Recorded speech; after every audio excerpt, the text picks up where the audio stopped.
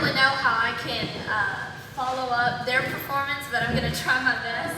My God's not dead, he's surely alive, and he's living on the inside, roaring like a lion.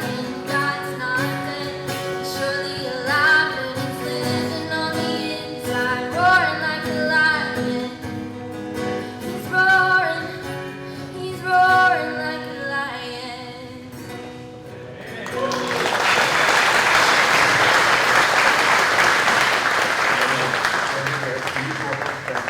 So there are consequences that we have in the decisions that we make in life. And in an outdoor TV show, we live those consequences all the time. How many of you hunted for deer this year? Raise your hand if you hunted for deer at all, if you went to the woods this year. Okay? How many of you shot a buck that was greater than a spike this year? We've been in situations in the woods where you've got to make a decision right then. Whether you're going to pull the trigger, whether you're going to wait, whether it's the right shot or the wrong shot. And so it's a great place to teach my children the impact of decisions and consequences later in life. Okay? And a lot of us, men, fathers, grandfathers, uncles, we're going places that we don't need to go. We're seeing things that we don't need to see. We're listening to stuff that we don't need to listen to. We're drinking stuff that's bad for us and our family. We're inhaling or putting stuff in our bodies that affect how we act and who we are. And that's taking us down a path that's away from God. And so the T is for turn. We have to turn away from sin and self. We got to turn away from sin and self. And we also have to turn to Jesus as Lord and Savior.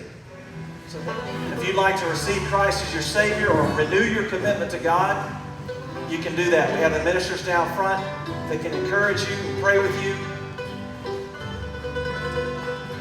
Father, thank you so much for a chance to share a meal and share the truth. Help us to understand the consequences of the decisions that we've made in life. Help us be willing to correct those by saying, Lord, please forgive me of my sins. Father, I've been wrong and you are right.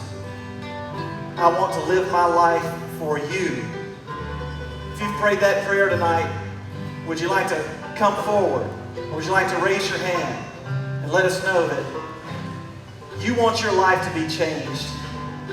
That you want to have undone the things that you thought could not be changed? Robin, if you'll come on up here, that's about as clear as a gospel presentation as you'll ever hear. Thank you so much for that.